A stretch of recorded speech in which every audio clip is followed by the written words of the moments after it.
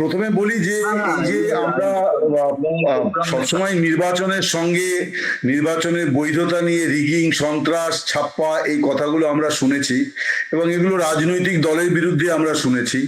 এই প্রথম ভারতের নির্বাচন কমিশনের বিরুদ্ধে কিন্তু এটাও এক ধরনের কাইন্ড অফ রিগিং। অর্থাৎ রিগিং এ কি হয়, আমার ভোট আমাকে দিতে দেওয়া হলো না, সামওয়ান এলস আমার ভোটটা দিয়ে দিয়েছে। বা ছাপ্পা ভোটটা কি হয়, আমি বুথে গিয়ে শুনলাম আমার ভোটটা পড়ে গেছে, এবার আমি তালিকায় মানে চোখ বুলিয়ে দেখলাম আমার নামটা কাটা গেছে। এটাও কিন্তু এই প্রথম ভারতের নির্বাচন কমিশন যারা এই রিগিং ছাপ্পার অভিযোগ, যেটা আমরা রাজনৈতিক দলের বিরুদ্ধে করতাম, সেই অভিযোগটা কিন্তু এবার নির্বাচন কমিশনের বিরুদ্ধে চলে এলো যে তারাও রিগিং ছাপ্পা করে। কারণ আমার ভোটাধিকার তো কেড়ে নিচ্ছে। এমন একটা মানদণ্ড তৈরি করা হয়েছে যে মানদণ্ডে আমি নিজেকে ভারতের নাগরিক হিসেবে প্রমাণ করতে পারছি না, বা কোন একটা পার্টিকুলার এলাকার বাসিন্দা হিসেবে নিজেকে প্রমাণ করতে পারছি না, বা কোনো একটা সূত্র বলা হচ্ছে এই পারিবারিক সূত্রকে আমি প্রমাণ করতে পারছি না। আমি যেটা প্রথমেই বলছিলাম যে সমস্ত প্রতিষ্ঠান, সরকারি, বেসরকারি, সাংবিধানিক, সমস্ত প্রতিষ্ঠানের কিন্তু একটা অবজেক্টিভ, আমরা যদি ওয়েবসাইট খুলি যে কোনো প্রতিষ্ঠানে, সেখানে অবজেক্টিভ বলে একটা কথা লেখা থাকে। ভারতের নির্বাচন কমিশনের অবজেক্টিভ কিন্তু হচ্ছে যে মানুষের ভোটাধিকারকে নিশ্চিত করাটা তার কাজ। এই প্রথম ভারতে দেখা যাচ্ছে যে অবজেক্টিভটা, দৃষ্টিভঙ্গিটা হচ্ছে কি করে বহু মানুষের ভোটাধিকার কেটে দেওয়া যাবে। এই রকম ভাবে নির্বাচন কমিশন রিগিং ছাপ্পায় মেতে উঠেছে।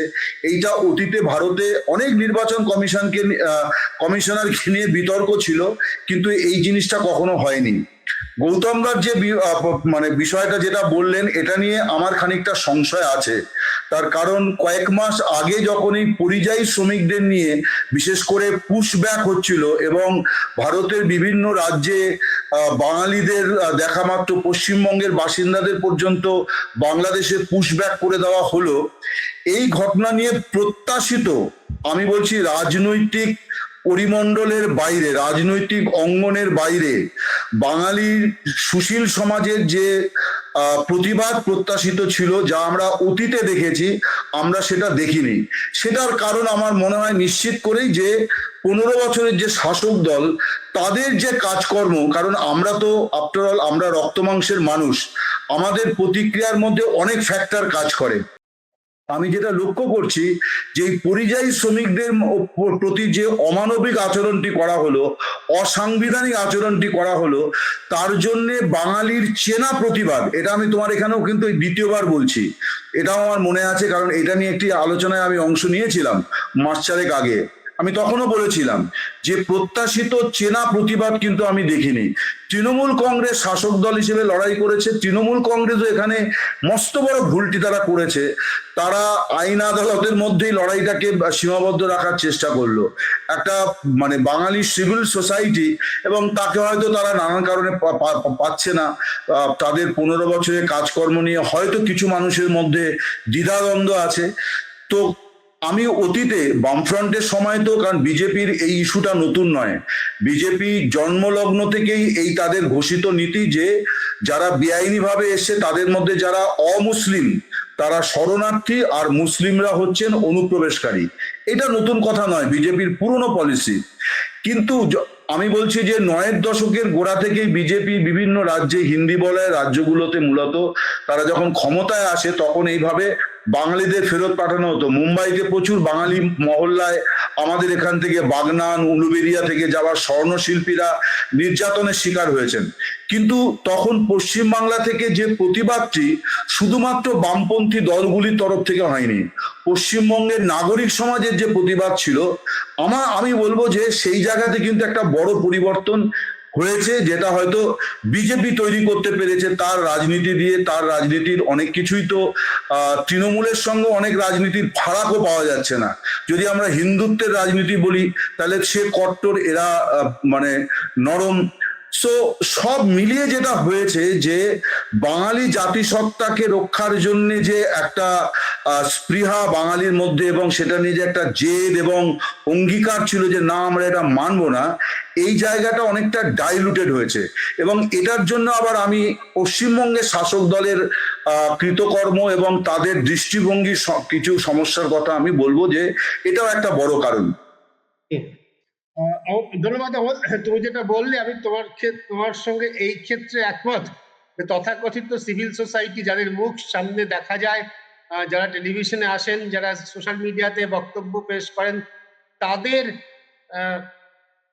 প্রতিবাদ করার যে জোর, জোশ অতীতে আমরা দেখতাম সেটা নেই, নিঃসন্দেহে কোনো সন্দেহ নেই। বাঙালির এই তথাকথিত বুদ্ধিজীবীদের একটা বড় অংশ সরকারে পোষ্য হয়ে গিয়েছে, রাজ্য সরকার ভাতা পায়, এটা সত্যি। কিন্তু গৌতম দার সঙ্গে আমি একমত এই জন্য, মূল সমাজের বড় অংশটার দিকে যদি তাকাই, কলকাতার বাইরে যদি তাকাই, টেলিভিশন চ্যানেলের বাইরে যদি তাকাই, তাহলে সম্ভবত সেই প্রতিবাদটা বাঙালির মধ্যে এখনো আছে, যার প্রকাশ হয়তো আমরা দেখি না, দেখতে পাবো সম্ভবত, আমার বিশ্বাস। আমি এখানে গৌতম দার সঙ্গে বেশি একমত, কিন্তু আমি তোমার সঙ্গে একমত, সমাজের উপরতলার অংশটা না, যেমন আমি একটা কথা বলি, আমার একটা ব্যাখ্যা আছে নিজের এই বিষয়ে। গরিব মানুষ যখন আক্রান্ত হয় না, তাতে চট করে সব মধ্যবিত্ত তারা চট করে ড্রয়িং রুম থেকে বেরিয়ে আসে না। নয়টায় যে শ্রমিক আন্দোলন হচ্ছে, জানি কেউ পশ্চিমবঙ্গের শ্রমিকরা কি রাস্তায় নেমেছে? নামেনি। গরিবদের বিষয়টা অন্য। কিন্তু যে একজন মহান মনীষী বলেছিলেন, বিপ্লবের বার্তা বহন করে মধ্যবিত্ত। মধ্যবিত্ত যখন আক্রান্ত হয়, কোন পশ্চিমবঙ্গে কি আর কোনো ধর্ষণের ঘটনা ঘটেনি আরজিকর ছাড়া? আরজিকরের জন্য তো সুজিত শর্মা নেমেছিল। এইবারে ইলেকশন কমিশন সেই পরিবেশ তৈরি করেছে যে মধ্যবিত্তের আত্মাভিমানে আঘাত দিয়েছে। আমি ভোটার, আমাকে প্রশ্ন করা হচ্ছে আমি ভোটার কিনা, নাগরিক কিনা। এটা মধ্যবিত্ত, উচ্চ মধ্যবিত্তর কাছে এটা অপমান। ফলে সেই কারণে গরিবদের এটা বিষয় নয়, এটা ঘটনা। অমল যা বলেছে সেটা ভুল নয়, যে গরিবদের জন্য চট করে কেউ নামে না। পরিচারিকা এত লোক নেমেছে, কতটুকু নেবে? কেউ না, কারণ ওরা তো গরিব, ওরা কাজের লোক, ওদের জন্য কে নাম, কে ভাবে? কোনো সংগঠিত শ্রমিকও নয়। কিন্তু সংগঠিত শ্রমিক যখন আন্দোলন করছে, কারখানা পড়িয়ে দিচ্ছে দিল্লির মতো জায়গায়, তখনই বা বাকি পশ্চিমবঙ্গের সেই তথাকথিত বামপন্থী শ্রমিকদের আন্দোলন, তারা তাদের কেউ কেউ এখানে আছেন, তারা কেউ চেষ্টা করছেন আন্দোলন, কেউ জানে না। যারা আন্দোলনে যুক্ত নন, জেএনইউর ছাত্রছাত্রীরা অ্যারেস্টেড হয়েছে, আবার জেলে নিয়ে যাওয়া হয়েছে। এটার জন্য তো আমি পশ্চিমবঙ্গ, এমনকি গণমাধ্যমের কোনো খবর নেই। এটা অদ্ভুত বিষয়। মানে আমি কলকাতার বড় বড় সাংবাদিক, বড় বড় চ্যানেল, সেখানে কোথাও দেখতে পাই না এই ধরনের ঘটনা, যে শ্রমিক, এই প্রথম একটা শ্রমিক। এবং এই বাধ্য হলো শেষে সরকার পিছু হতে, কেন জানো? ওদের আন্দোলনে এগিয়ে এলো কারা জানো? কৃষকরা। কৃষক সংগঠন যেই এগিয়ে এলো, সঙ্গে সঙ্গে সরকার প্রত্যেককে জামিন দিতে পারে। ফলে এই যে চেতনাবোধটা কিন্তু কোনো অর্গানাইজ পার্টি তৈরি করে দেয়।